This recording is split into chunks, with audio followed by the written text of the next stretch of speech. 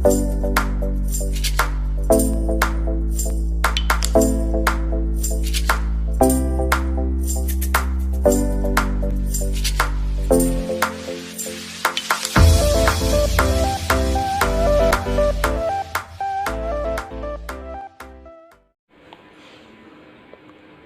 दोस्तों, बहुत बहुत स्वागत है आपका एजीएस एजुकेशन में। दोस्तों, अगर आपने हमारे यूट्यूब चैनल को सब्सक्राइब नहीं किया है तो सबसे पहले यूट्यूब चैनल को सब्सक्राइब करें और बेल आइकन को ज़रूर प्रेस करें, जिससे कि आपको प्रत्येक वीडियो का नोटिफिकेशन मिल सके। दोस्तों, हमने पिछले वीडियो में माहेश्वर सूत्रों का ज्ञान प्राप्त किया। माहेश्वर सूत्रों के बाद में आज हम पढ़ेंगे उच्चारण स्थान। उच्चारण स्थानों की अगर बात करें तो जैसे नाम से प्रतीत होता है कि उच्चारण यानी वर्णों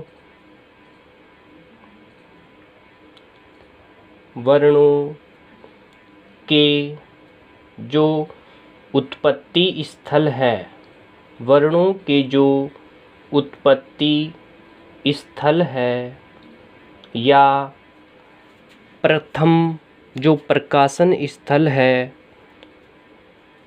प्रथम प्रकाशन स्थल को उस वर्ण का उच्चारण स्थान कहा जाता है। तो वर्णों के जो उत्पत्ति स्थल यानी जो वर्ण है जहाँ से निकलेंगे उस स्थान को वहाँ पर उसका उच्चारण स्थान नाम दिया गया है। आगे हम बात करें तो सामान्यतः जो उच्चारण स्थान है, उच्चारण स्थान में जो सभी वर्ण हैं, सभी वर्ण आप देख पा रहे हैं, मैंने एक चित्र बनाया है, उसमें आप देख पा रहे हैं कि उरस जिसे हृदय भी कहते हैं, तो सभी जो वर्ण हैं वो हृदय यानी उरस से उत्पन्न होते हैं, लेकिन इनका जो उत्पत्ति स्थल है वो अपन कंठ आदि जो उच्चारण स्थान है उनसे होता है। यानी उरस यानी जो हृदय है वहाँ से उत्पन्न होते हैं सभी वर्ण, लेकिन इनका जो प्रकाशन है वो कंठ आदि उच्चारण स्थानों से होता है। इसीलिए आगे हम बात करें तो इस आधार पर यहाँ पर अलग अलग मत में उच्चारण स्थानों की संख्या स्वीकार की गई है। देखिए, हम बात करें सबसे पहले पाणिनीय शिक्षा में,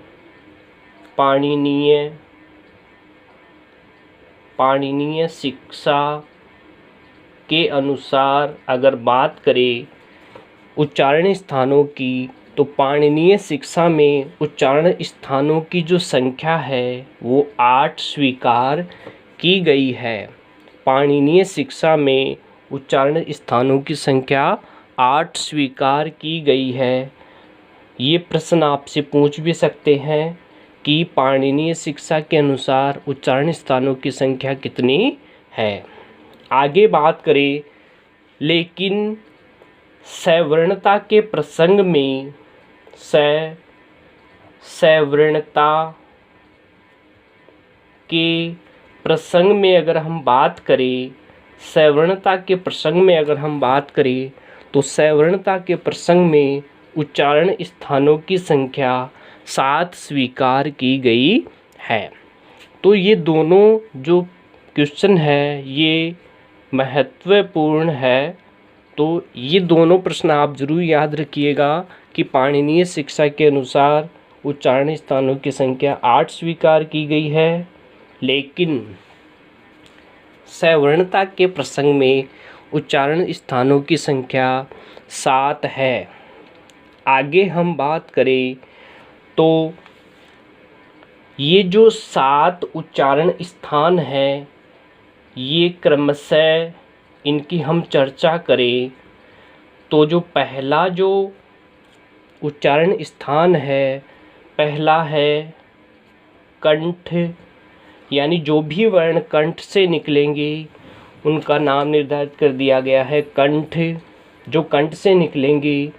दूसरा है तालु, तीसरा है मूर्धा, मूर्धा, चौथा है दंत, पांचवा है ओष्ठ, पांचवा है ओष्ठ, छठवां है नासिका और सातवां है जिह्वा मूल, जिह्वा मूल। इस प्रकार से क्रमशः ये 7 जो उच्चारण स्थान हैं वो स्वीकार किए गए हैं। आगे हम उच्चारण स्थानों को क्रमशः एक एक करके पढ़ते हैं। तो पहला जो उच्चारण स्थान है उसकी हम बात करें तो आपको याद भी ऐसे रखना है ए, कु, है, ए, कु है विसर्जनीय नाम, विसर्जनीय नाम कंठ है। अकु है विसर्जनीय नाम कंठ है, यानी इनमें जो वर्ण हैं ये कंठ से उत्पन्न होते हैं।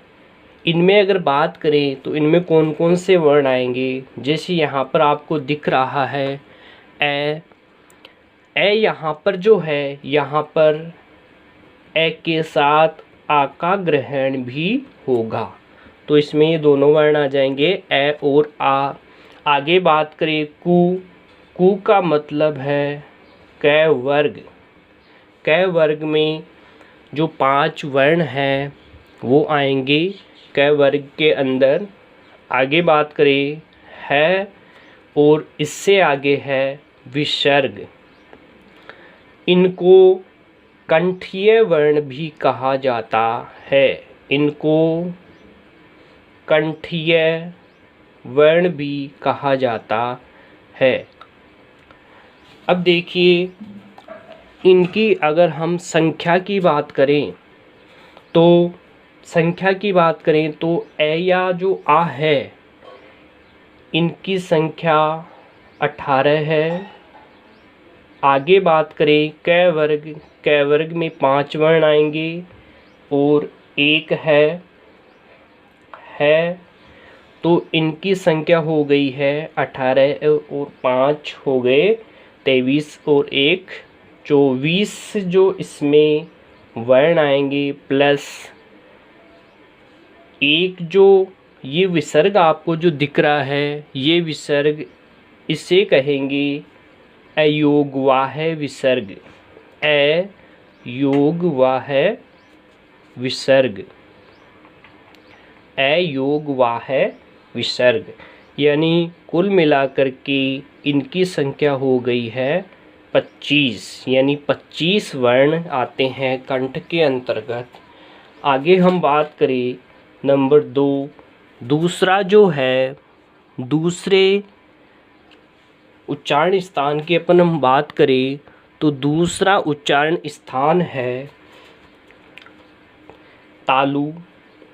तालु देखते हैं अपन ई, चू, ये, सानाम, ईचू या सानाम तालु, ईचू या सानाम तालु।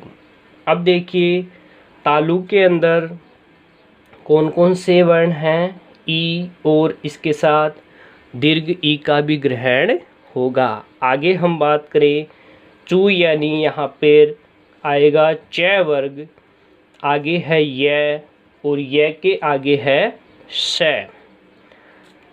तो ये वर्ण तालु के अंतर्गत आएंगे। इनको तालव्य वर्ण भी कहा जाता है, तालव्य वर्ण भी कहा जाता है। इनके अंदर अपन बात करें वर्णों की तो इसके भी 18 वर्ण होते हैं प्लस च वर्ग में 5 आएंगे। आगे बात करें तो यह के 2 वर्ण होंगे। यह जो सवर्ण संख्या के बाद में इसके अपन बात करें तो यह जो है एक तो अनुनासिक होता है और एक अनुनासिक होता है, तो इसके 2 वर्ण होंगे प्लस आगे है एक से, तो इनकी जो संख्या हो गई है वो है 26 वर्ण इसमें आते हैं। आगे हम बात करें नंबर 3 तीसरे उच्चारण स्थान की हम बात करते हैं, तो तीसरे उच्चारण स्थान के अंतर्गत आएगा मूर्धा। जैसे आप देख पा रहे हैं तीसरे नंबर पर मूर्धा। तो इसका जो आगे हम बात करें तो मूर्धा के अंतर्गत ऋतु रसाणाम मूर्धा, ऋतु रसाणाम मूर्धा। इसमें देके बात करें अपन तो री और दीर्घ री।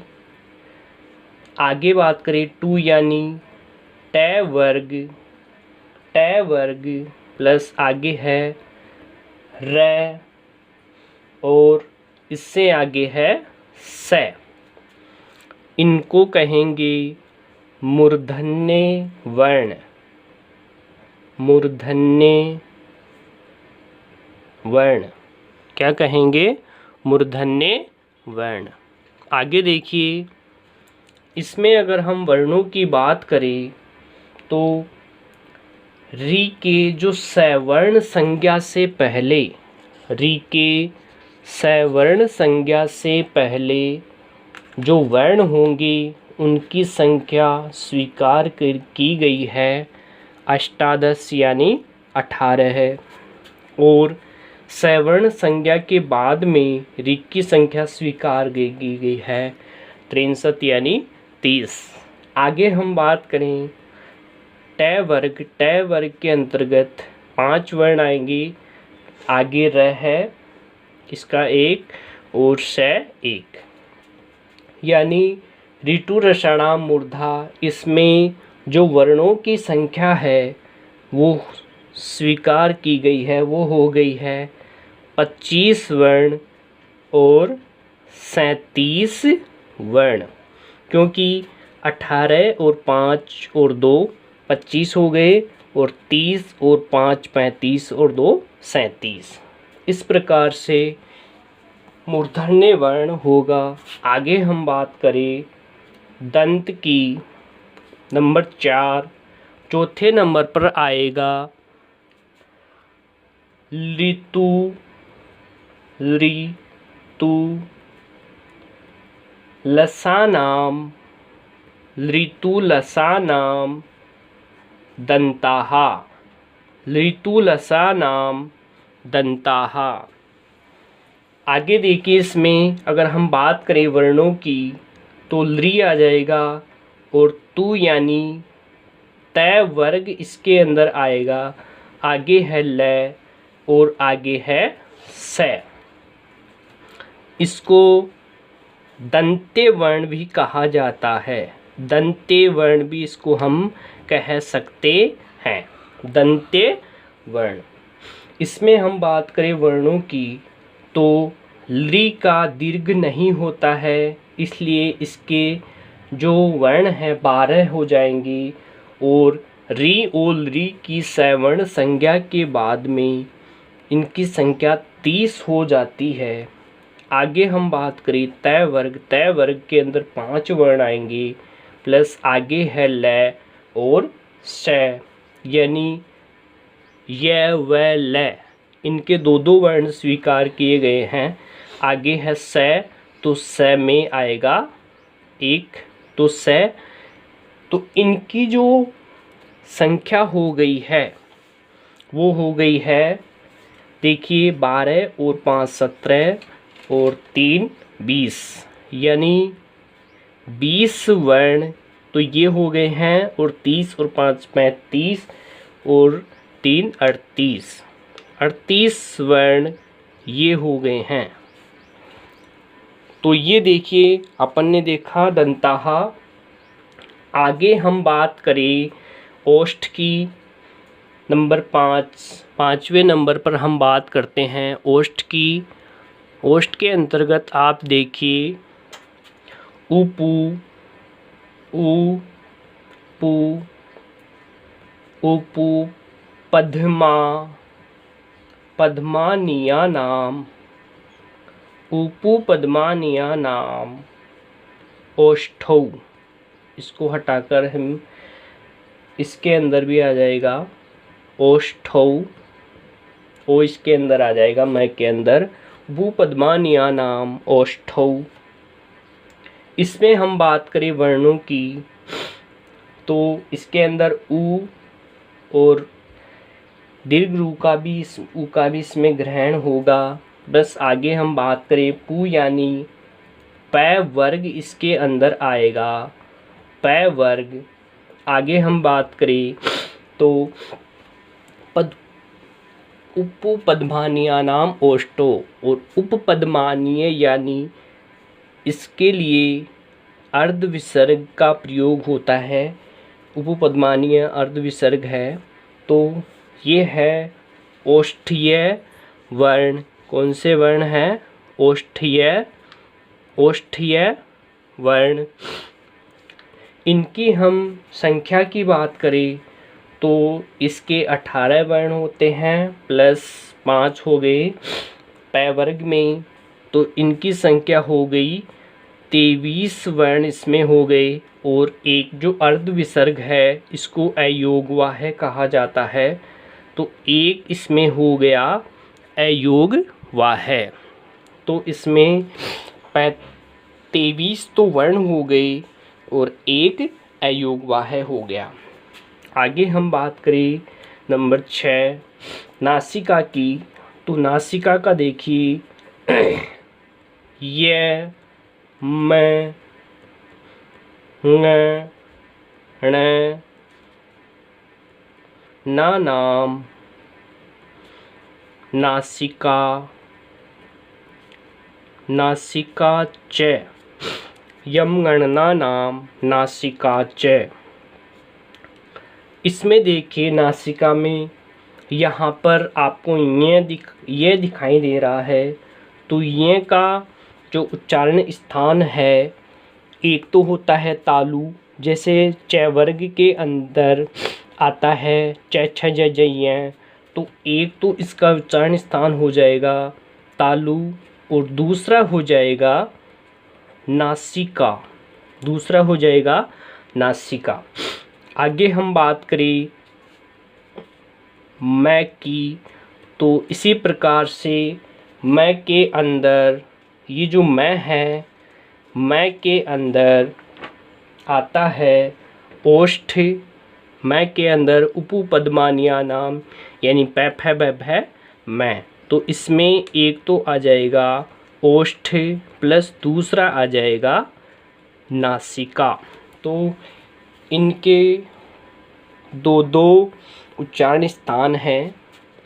आगे हम बात करें यह मैं ग की बात करें तो ग के अंतर्गत आएगा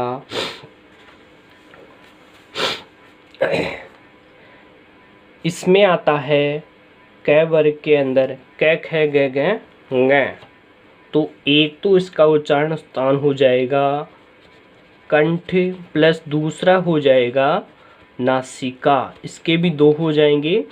आगे हम बात करें ण की, तो ण का उच्चारण स्थान एक होता है इसमें ऋतु रसाणाम मूर्धा, तो एक तो हो जाएगा मूर्धा प्लस दूसरा हो जाएगा नासिका। आगे हम बात करें ण के बाद में न की, आगे हम बात करें ण के बाद में न की, तो न का एक तो उच्चारण स्थान होता है, न का एक तो उच्चारण स्थान होता है दंत, जैसे त थ द ध न त वर्ग में आएगा, तो तो एक तो हो जाएगा दंत, दूसरा हो जाएगा नासिका। इसी प्रकार से आगे हम देखें, आगे हम बात करें तो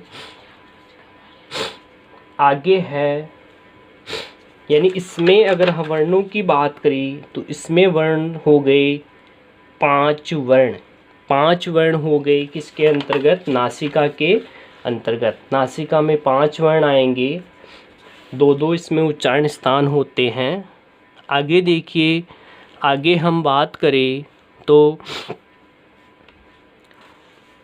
नंबर 7 की हम बात करें, 7 नंबर पर आएगा ए देई तो हो कंठ तालु। ए देई तो हो कंठ तालु। अब देखिए इसके अंतर्गत केवल ए और आई वर्ण स्वीकार किए गए हैं, तो ए की जो संख्या है वो भी 12 है और आई की संख्या भी 12 है, यानी कुल मिलाकर इसमें 24 वर्ण होते हैं। जैसे आप गुण संधि में इसमें कंठ और तालु 2 आए हैं, तो गुण संधि में आपने देखा होगा ए प्लस ई, यानी ए का उच्चारण स्थान हो गया कंठ, ए का उच्चारण स्थान हो गया कंठ और ई का उच्चारण स्थान हो गया तालु। इस प्रकार से बन गया कंठ तालु। आगे हम बात करें नंबर 8 की, तो ओ दौ तो हो, ओ दौ तो हो कंठोष्ठम, ओ दौ तो हो कंठोष्ठम। इसके अंतर्गत जैसे वर्धती संधि के अंदर आपने देखा होगा ओ और औ आता है, इसमें भी वर्णों की संख्या 12 प्लस 12, यानी इसमें भी 24 वर्ण होंगे। इसके अंतर्गत भी 24 वर्ण आते हैं। इसमें भी क्या है कि